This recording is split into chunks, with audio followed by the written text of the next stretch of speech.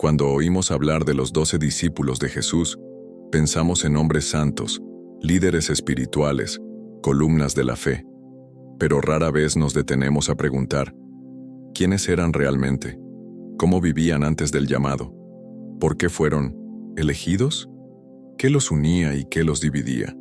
La mayoría de las personas conoce los nombres, Pedro, Juan, Santiago, pero pocos conocen sus historias. Pocos han oído hablar de sus fallas, sus conflictos, sus pasados indeseados y sus luchas internas. La verdad es que Jesús no eligió a los mejores. Él eligió a los improbables. La verdad que nadie te ha contado es que entre los 12 había un traidor, un extremista político, un odiado cobrador de impuestos, hombres impulsivos, hermanos competitivos y discípulos que huyeron en la hora más oscura. Y aún así, Jesús los llamó. En este video, vamos a revelar la verdad oculta sobre los 12 discípulos. Entenderás que el discipulado auténtico no nace de la perfección, nace del llamado radical de Cristo. Y tal vez descubras que hay más de ti en estos hombres de lo que imaginas. Si alguna vez te has sentido indigno, débil o improbable, quédate hasta el final, porque la historia de los 12 no es sobre grandes hombres, es sobre un gran Dios que transforma a los pequeños en columnas del reino. Pedro no era teólogo, no era diplomático, no era tranquilo. Pedro era el que hablaba cuando todos se callaban, el que sacaba la espada cuando otros dudaban, el que prometía fidelidad antes de siquiera entender el precio. Y es justamente por eso que fue elegido, porque Jesús no estaba buscando hombres ya listos. Él buscaba hombres inflamables. Simón, llamado Pedro, era pescador. Sencillo, rudo, trabajador de las madrugadas. Pero Jesús lo llamó roca, no porque fuera firme, sino porque Él lo haría firme. La historia de Pedro es la historia de muchos de nosotros, hombres sinceros pero inconstantes, valientes pero frágiles, hombres que aman la verdad, pero aún tropiezan en ella. Cuando Jesús lo llama por primera vez, Pedro tiene una reacción que lo revela todo. Apártate de mí, Señor, porque soy hombre pecador. Lucas 5:8. Él sabía quién era, y aún así fue llamado. Jesús no corrigió su frase. No dijo, no, Pedro, estás exagerando. Él simplemente lo llamó. Aún, conociendo su debilidad, Pedro vio milagros que muchos nunca verán. Caminó sobre las aguas, aunque por unos pocos pasos. Escuchó la voz del Padre en el monte de la Transfiguración. Fue llamado bienaventurado por haber revelado por el Espíritu que Jesús era el Cristo.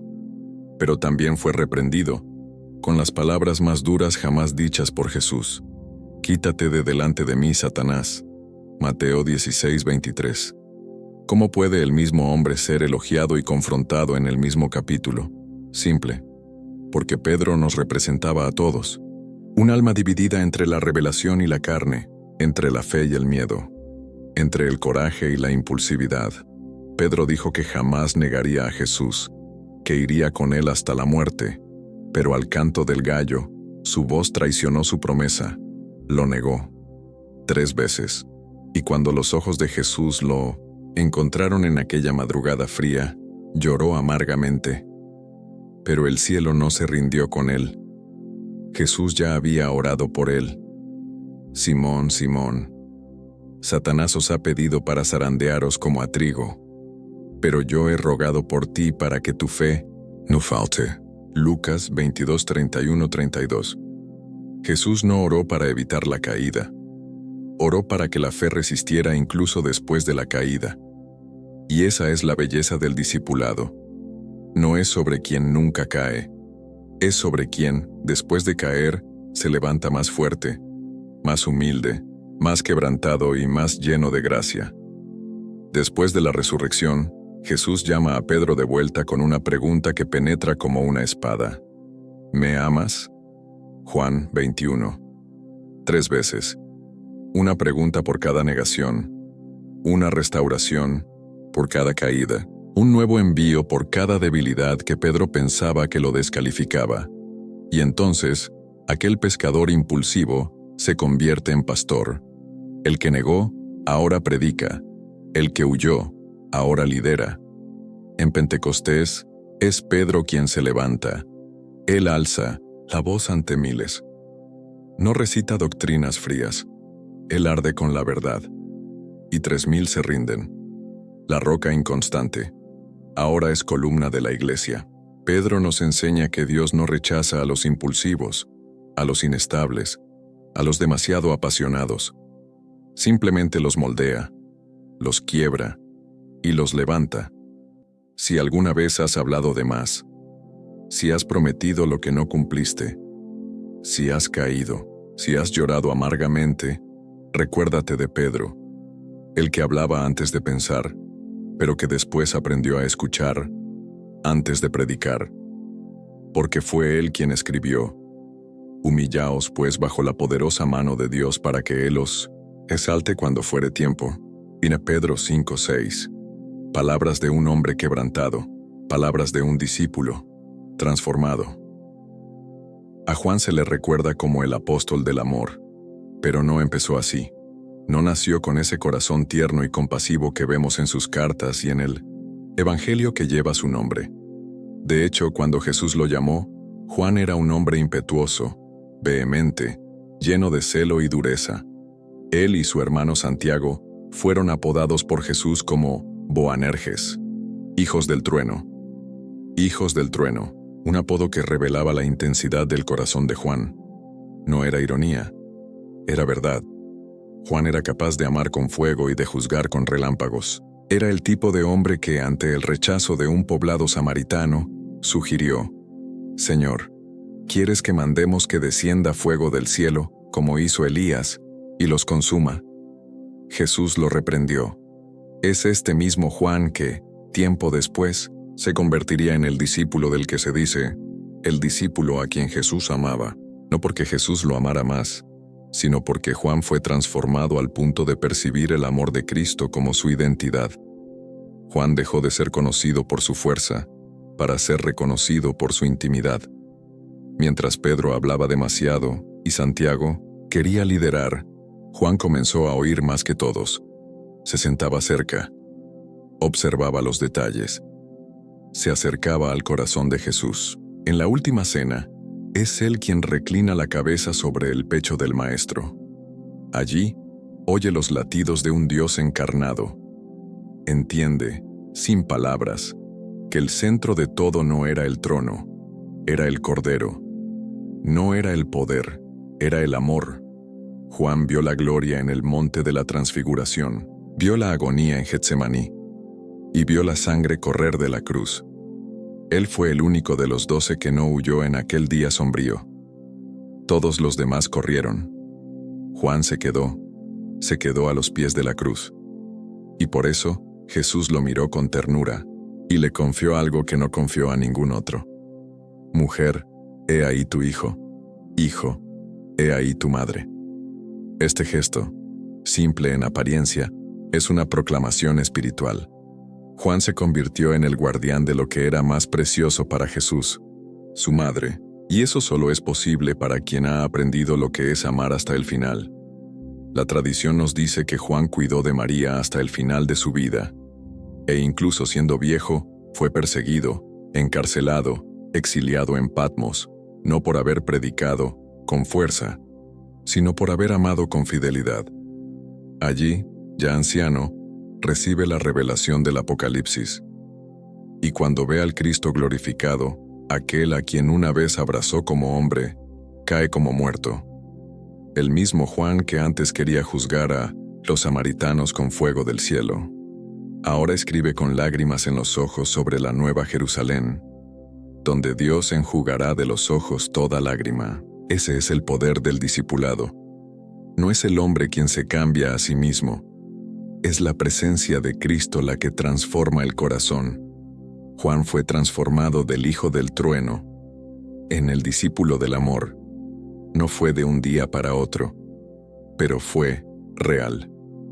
Y lo más hermoso, nunca dejó de ser intenso. Simplemente aprendió que la intensidad debe ser canalizada por el Espíritu. El trueno ahora resonaba con gracia. El fuego ahora ardía en compasión. Por eso cuando escribe sus cartas no habla como un apóstol por encima de los demás. Escribe como un padre espiritual diciendo: «Hijitos, amémonos unos a otros, porque el amor es de Dios». Estas palabras no son de un poeta, son de un guerrero de corazón quebrantado y regenerado. Y es Juan quien nos deja el mayor resumen de la fe cristiana. Dios es amor. No es que Dios solo ame. No es que Él haga cosas con amor. Él es amor. Juan vio eso en los ojos de Jesús, en el toque del Maestro, en el silencio del Cordero, en la sangre de la cruz y en el trono del Apocalipsis. Si Pedro nos enseña que el discípulo es aquel que se levanta después de la caída, Juan nos enseña que el discípulo es aquel que permite que el amor transforme su temperamento, su visión y su misión. Puedes haber nacido con truenos en el pecho, pero si andas con Cristo el tiempo suficiente, esos truenos se convertirán en canciones de gracia. Santiago, hermano de Juan, también era hijo del trueno. Y si Juan aprendió el camino del amor, Santiago recorrió el camino del dolor. Era intenso, directo, lleno de energía, pero también profundamente ambicioso. Fue él, junto con Juan, quien una vez se acercó a Jesús con una petición audaz: «Maestro, quisiéramos que nos concedas lo que vamos a pedir. Concédenos que en tu gloria nos sentemos el uno a tu derecha y el otro a tu izquierda». Querían lugares de honor, querían gloria, querían estar en la cima. Era una petición de quien aún no había comprendido la cruz. Era la petición de un corazón que, aunque cerca de Cristo, aún estaba atrapado en las estructuras del mundo. Jesús no los reprendió con desprecio. Los miró con profundidad y dijo: «¿No sabéis lo que pedís? ¿Podéis beber del vaso que yo bebo?». Santiago respondió: «Podemos». Pero él no sabía lo que ese vaso contenía. Santiago era un hombre destacado entre los discípulos. Estaba entre los tres más cercanos a Jesús: Pedro, Santiago y Juan. Vio milagros, oyó revelaciones, caminó al lado de la gloria encarnada, pero también llevaba un deseo que muchos de nosotros todavía llevamos: ser visto, ser elevado, ser honrado. Y el discipulado comienza exactamente ahí, donde nuestras intenciones son expuestas. Jesús no escondió el vaso, no engañó a Santiago con promesas de comodidad. Él le advirtió: «El camino a la derecha y a la izquierda en la gloria pasa por una cruz». La vida de Santiago fue marcada por esa confrontación. Tuvo que morir al deseo de grandeza. Tuvo que ser moldeado por el silencio del desierto, por la sombra de la cruz, por la ausencia del trono visible. Y él no retrocedió. A diferencia de su hermano Juan, que vivió hasta una edad avanzada, Santiago fue el primero de los 12 en morir a causa de Cristo. Herodes lo mandó a ejecutar con la espada. No hubo milagro de liberación. No hubo huida. Solo un martirio silencioso. Pero allí, en aquella espada que le cortó la vida, estaba el cumplimiento de la palabra de Jesús: «Ciertamente, del vaso que yo bebo, beberéis». Santiago bebió, no del vaso de la gloria terrenal, sino del vaso del sufrimiento por amor a Cristo. Y allí su ambición fue purificada, su alma fue completada, su fe fue sellada. La tradición nos dice que su muerte tocó el corazón de uno de los soldados que lo llevaron al martirio. La postura firme, serena, llena de esperanza, hizo que aquel hombre también se lanzara al martirio, confesando fe en el mismo Jesús. Santiago murió como un verdadero discípulo, no como aquel que busca posición, sino como aquel que lo entrega todo, incluso la propia vida. Hay algo misterioso en esto. Juan, el hermano del amor, vivió hasta el final. Santiago, el hermano de la ambición, fue llevado temprano, pero ambos cumplieron su papel, porque en el reino de Dios no importa la duración de la vida, sino la obediencia en el tiempo que se nos da. Santiago nos enseña que el discipulado no es solo un camino, es renuncia, es entrega, Es la muerte de los sueños humanos para el nacimiento de la voluntad divina.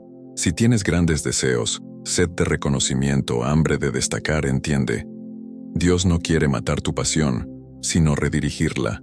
Él quiere que el fuego que hay en ti no construya tronos para el ego, sino altares de sacrificio para su gloria. Santiago, el ambicioso, se convirtió en Santiago, el mártir, y allí, ante la espada, conquistó la honra que jamás habría tenido sentado a la derecha o a la izquierda. Se convirtió en el primero de los 12 en decir con su vida: Cristo vale más que todo. Quizás hoy estás siendo llamado a entregar tu ambición, a decir sí a un camino sin aplausos pero lleno de presencia, a beber el vaso que no trae gloria visible, pero que transforma el alma de forma invisible. Esa es la escuela de los discípulos, la escuela de la cruz, la escuela del reino. Mateo era cobrador de impuestos, y eso, para los judíos de su tiempo, era más que un cargo odiado, era una traición. Los publicanos eran vistos como cómplices del Imperio Romano, extorsionando a su propio pueblo en nombre del César. Se les consideraba impuros, corruptos, indignos incluso de entrar en el templo. Y aún así, Jesús lo vio. Mateo estaba sentado en su oficina de recaudación de impuestos, en medio de monedas, documentos y miradas de desprecio. Él no se levantó para buscar al Mesías. No fue al desierto como los demás. Estaba acomodado, hasta que la voz que crea mundos resonó sobre su vida. Sígueme.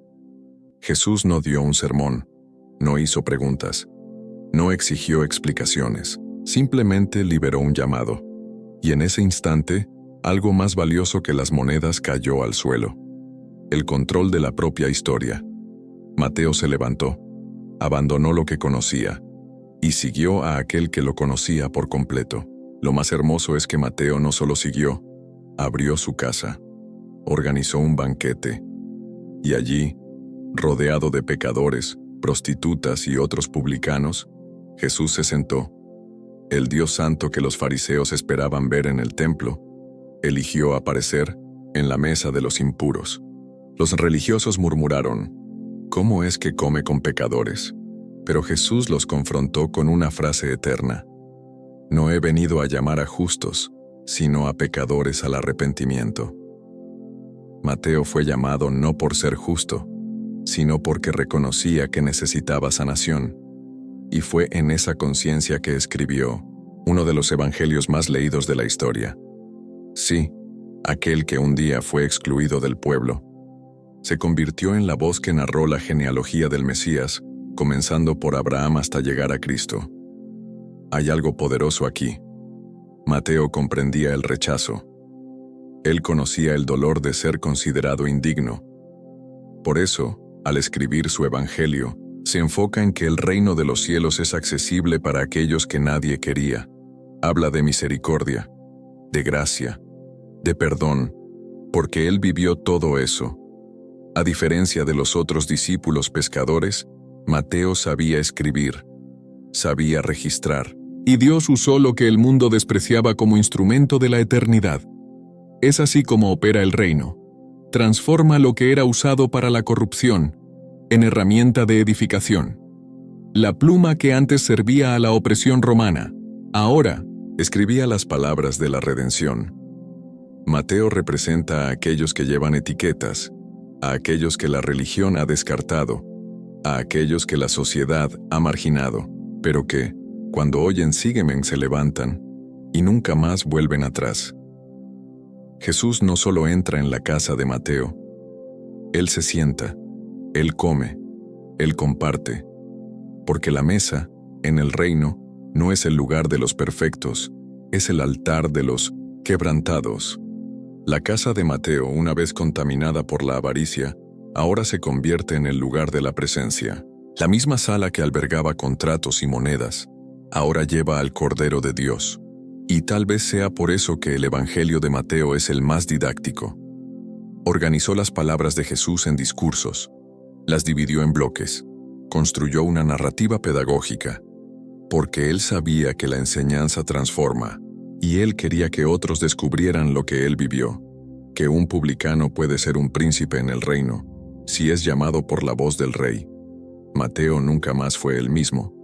No fue aceptado por todos, pero fue aceptado por el único que realmente importa, y eso basta. Quizás hoy estás sentado en tu propia oficina de impuestos, atrapado en el pasado, rodeado de decisiones equivocadas, sintiéndote indigno. Pero si la voz del Maestro resuena, sígueme. No dudes, levántate, abandona los pesos, abre la puerta, prepara la mesa, porque Jesús aún entra en casas como la de Mateo. A Tomás siempre se le ha recordado como el incrédulo, una marca pesada, una etiqueta cruel para alguien que fue, en realidad, uno de los discípulos más leales de Jesús. Pero lo que pocos perciben es que su duda no fue señal de debilidad. Fue el camino que Dios usó para revelar un toque más profundo de la gloria. No era un hombre débil. Cuando Jesús decide volver a Judea, donde estaban intentando matarlo, es Tomás quien dice a los otros discípulos: «Vamos también nosotros, para que muramos con él». Palabras de valentía, de entrega, de disposición para el sacrificio. Pero después de la cruz, el mundo de Tomás se desmoronó. El dolor de la pérdida, el silencio del cielo, la confusión de todo lo que parecía haber sido en vano, lo llevaron a un lugar de escepticismo. Cuando los demás dijeron: «Ha resucitado», Tomás respondió: «Si no veo, si no toco, no creeré». Era la voz de un corazón herido, de alguien que amaba tanto que ahora ya no sabía en qué apoyarse. No era orgullo, era luto, era desilusión, era el alma quebrantada de un hombre que había creído y ahora ya no podía creer. Y aquí está el misterio de la gracia. Jesús aparece, no para reprender, sino para permitir que Tomás toque. 8 días después, con las puertas cerradas, Jesús entra y dice: «Paz a vosotros».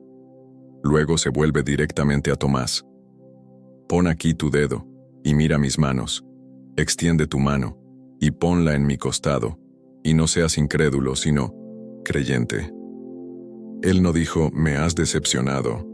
No dijo: «¿Cómo te atreves a dudar de mí?». Simplemente se ofreció a ser tocado.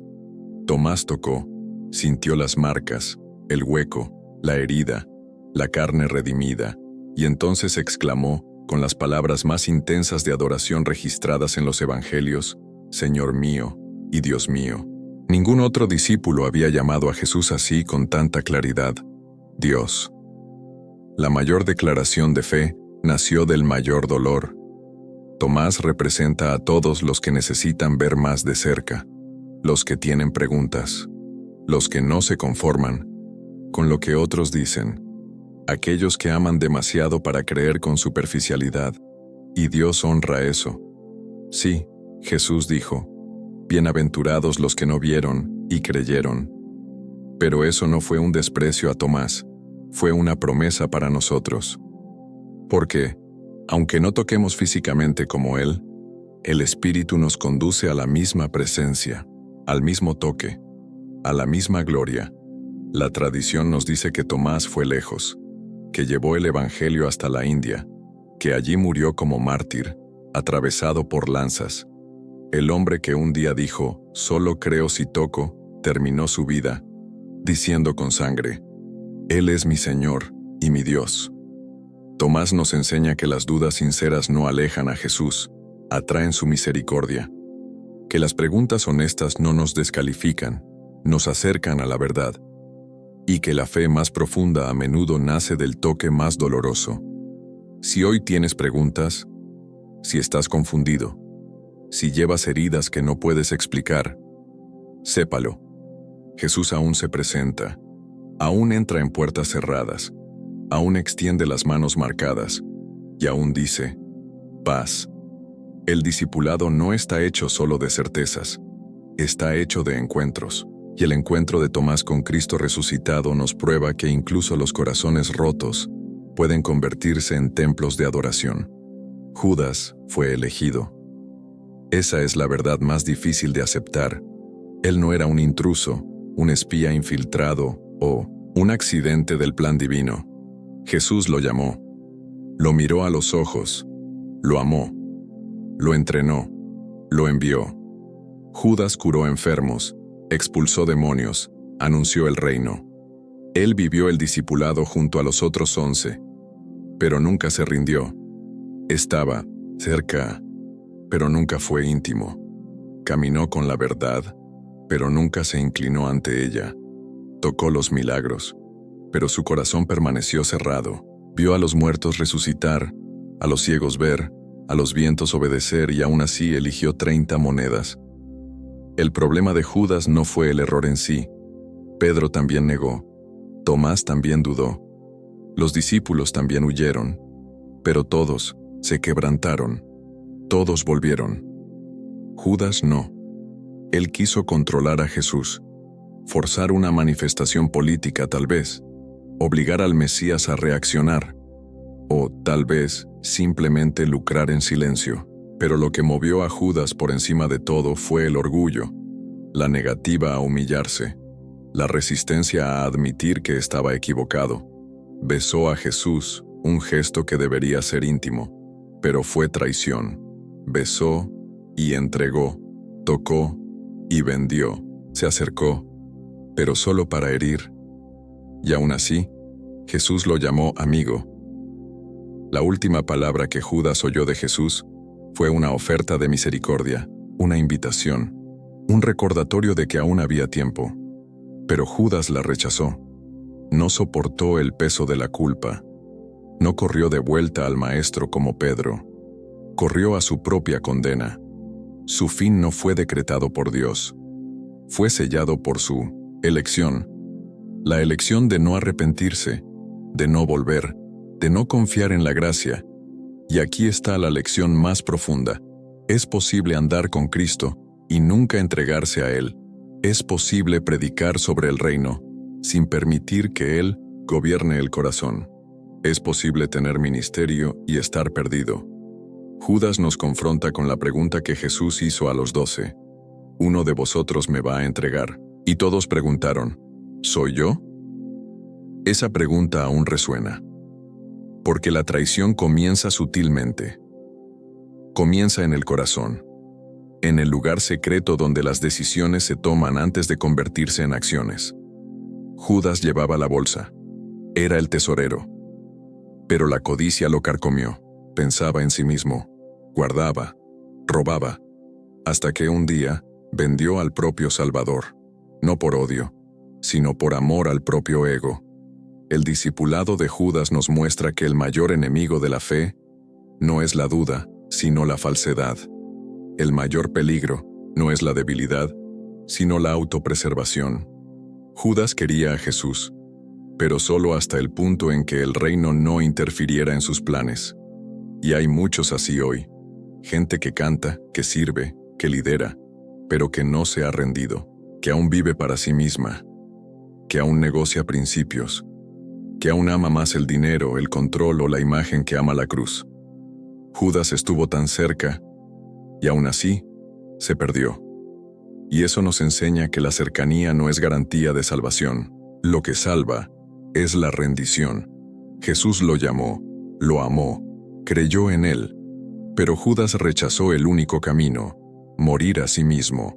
Y tal vez esa sea la verdad que pocos tienen el coraje de decir. El discipulado verdadero cuesta todo.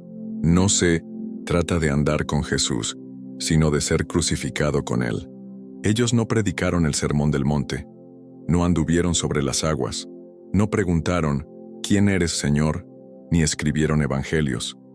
Sus nombres son citados solo 1 o 2 veces. Y aún así, fueron elegidos, enviados. Y en el cielo, sus vidas están grabadas como columnas eternas del reino. Bartolomé, Tadeo, Simón, el Celote, Santiago, hijo de Alfeo. Casi no sabemos nada sobre ellos, pero quizás ese sea el mayor aprendizaje. En el reino de Dios, el anonimato terrenal puede esconder la grandeza celestial. Estos hombres no dejaron registros literarios, pero dejaron marcas espirituales. No disputaron posiciones, no traicionaron, no huyeron de la misión.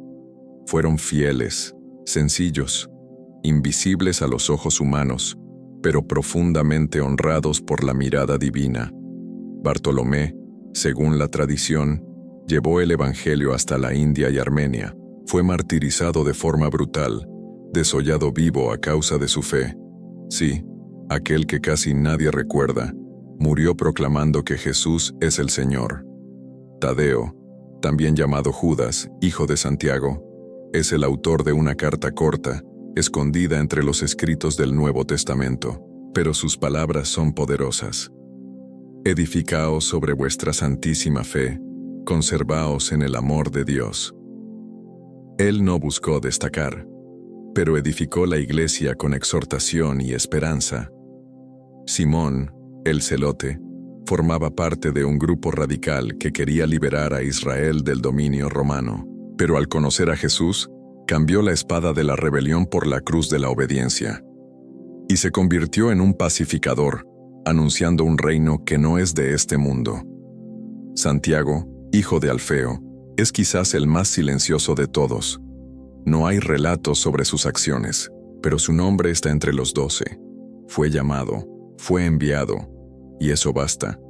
Todos ellos nos muestran que Dios no mide el valor de un discípulo por la popularidad, sino por la fidelidad. En el mundo, la visibilidad es gloria.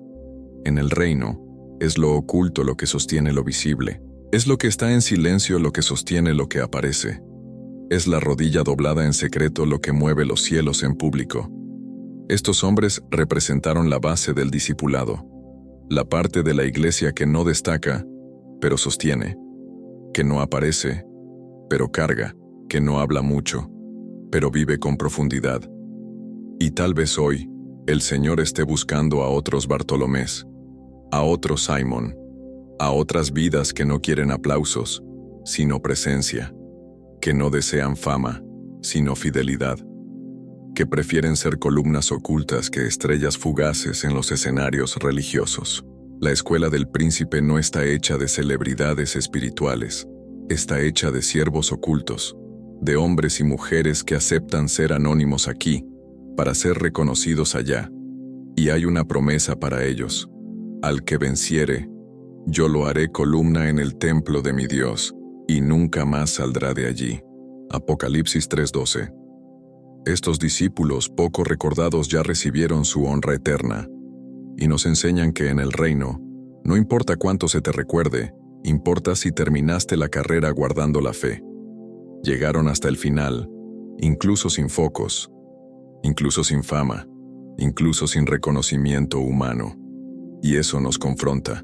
¿Estamos dispuestos a vivir para la gloria de Dios, incluso si nadie sabe nuestro nombre?